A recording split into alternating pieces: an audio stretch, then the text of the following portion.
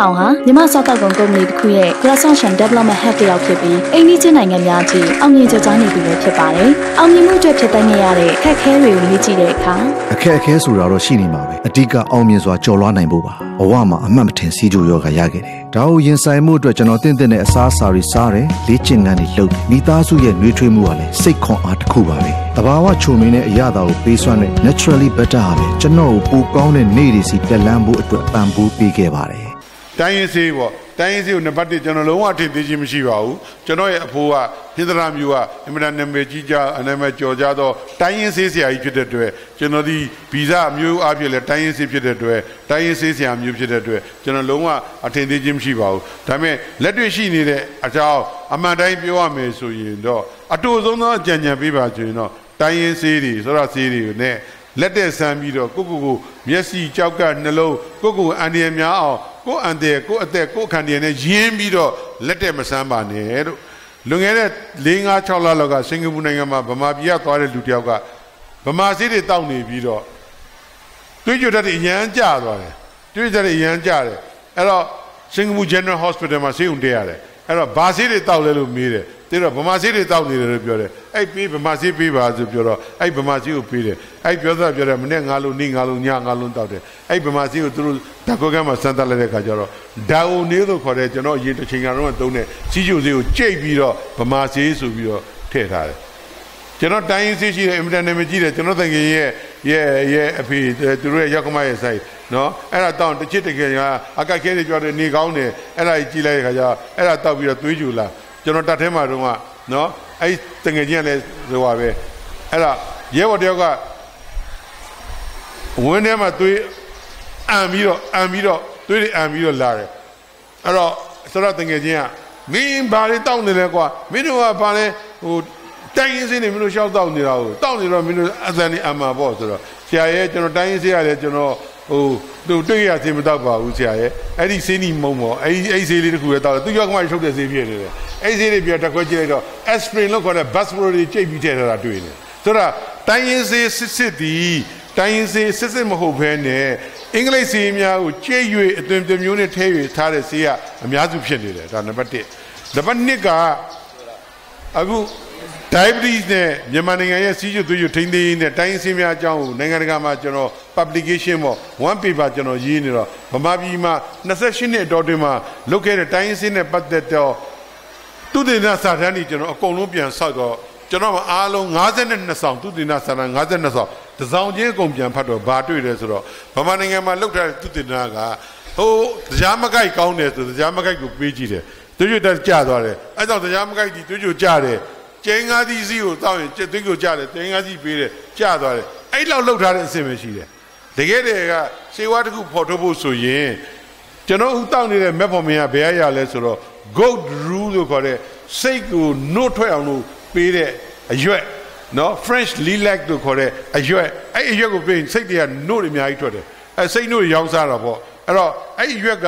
ခါတယ်အဲ့ဒါစီးရုံသမားတွေတောက်တော့သွေးကြိုကြတယ်အဲ့တော့ဒီရွက်တောက်လို့ရှိရင်ကြတယ်သူတို့နဲ့ကျွန်တော်တို့ကြွာတာအဲ့တော့ဒီရွက်ကဘယ်ဟာကြောင့်များကြတယ်လဲဆိုသူတို့ဓာတ်ခွဲတယ်1922ခုနှစ်ကနေစပြီးတော့ဒါပေမဲ့1959ခုနှစ်မှာဘာတွေ့လဲဆိုတော့အဲ့ထဲမှာ guanite ဆိုတဲ့ ring အဲ့စေအာနိသင်ကြောင့်သွေးကြိုကြခြင်းဖြစ်တယ်အဲ့တော့သူတို့ကအဲ့ရွက်ထဲကနေရောအဲ့ဒီအာနိသင်ရရှိတဲ့ဟာကိုပဲထုတ်ပြီးတော့ metformin ဆိုတဲ့ဆေးကိုစပြီးသုံးတယ်1959နဲ့စပြီးပြင်သစ်မှာစပြီးသုံးတယ်နော်59စသုံးတယ်မနစ်က2019မှာmetformin သုံးတာနှစ်ပေါင်း60ရှိပြီဆိုပြီးတော့ international မှာပွဲတွေကြီးကျယ်လုပ်ကြတယ်သူတို့ကြည့်မှာဒီအရွက်ကဒီလိုသွေးကြိုကြတယ်ဆိုရင်အဲ့ရရဲ့ဘယ်ဟာကြလဲဆိုပြီးတော့ရှာပြီးတော့အဲ့ဒါကိုဆေးဖြစ်အောင်ထုတ်တယ်ကျွန်တော်ရှိကတရားမကိုက်ကြတယ်ဆိုတရားမကပြင်စ5ပါးဆိုအကုန်လုံးတုတ်အကုန်လုံးထည့်ပြီးတော့တုံပြီးတော့နောက်ပြီးတော့ဘယ်ဟာကြောင့်ကြလဲဘာမှသိချာလေ့လာမထားဘူးအဲ့တော့ကျွန်တော်ရှိကဆေးများစီသူတင်တာလှုပ်ထားခြင်းတေချာလုံလောက်မရှိဘူးနောက်တစ်ခုကနိုင်ငံမှာဆေးတစ်ခုကိုထုတ်နှုံးကြီးက stage 1ဆိုတာဒီတစ်ခုကသွေးကြိုကြတယ်ဆိုရင်အဲ့ဒါပထမဆုံး animal တွေမှာနော်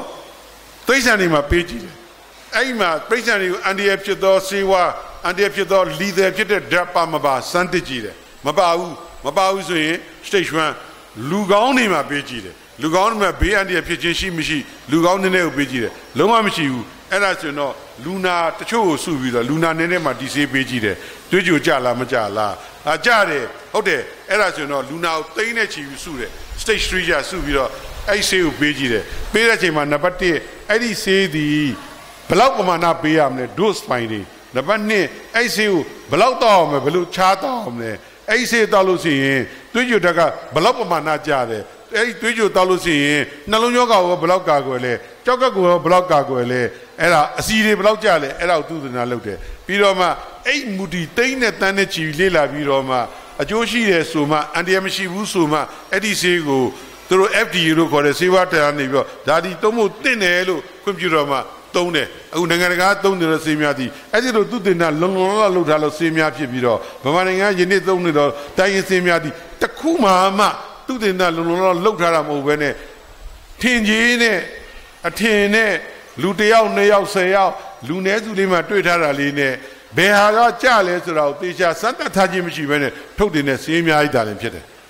တချို့ကဆေးအစစ်မှန်မှုပဲနဲ့အင်္ဂလိပ်ဆေးတွေရောထည့်ထားပြီးတော့တိုင်းရင်းဆေးဆိုပြီးပြောနေခြင်းတာလည်းဖြစ်တယ်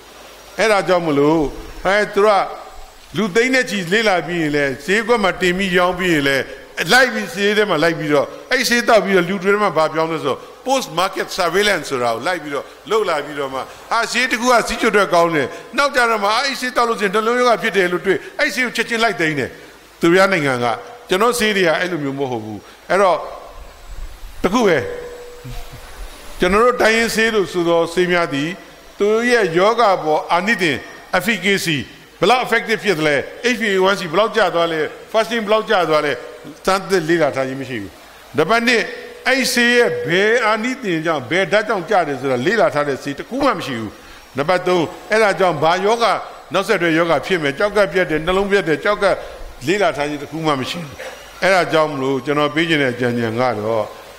ကောင်းကောင်းလေ့လာထားတဲ့ဆေးတွေရှိရသားနဲ့အာနိသင်ရှိတဲ့ဆေးတွေရှိရသားနဲ့ဆိုတော့အာနိသင်မကျိတ်သေးပြီးတော့လုံခြုံစိတ်ချမှုမရှိသောဆေးများကိုဘာကြောင့်ကိုယ့်အသက်ကိုယ်ခန္ဓာနဲ့ရင်းပြီးတော့လက်သက်ဆန်းနေကြမလဲကိုယ့်အိုက်ကိုယ်စဉ်းစားကြဖို့ပဲရှိတယ်ကျွန်တော်အဖြေကတော့ဒါပဲနော်အဲ့တော့တောက်ပါလည်းမပြောမတောက်ပါဘူးပြောကိုယ့်အိုက်ကိုညံရှိလက်တူဆိုအဲ့လောက်ပြောတဲ့ထဲကနေပြီးတော့နားလည်လို့ရမယ်လို့ယူဆပါတယ်ဒါကျွန်တော်ဆရာမကြီးဖြေတဲ့မိတဲ့မိကုံတုပ်ပိုင်းလို့ကျွန်တော်ဖြေပြီးသားဖြစ်သွားမယ်လို့ယူဆပါတယ်CFM, caring for well-being.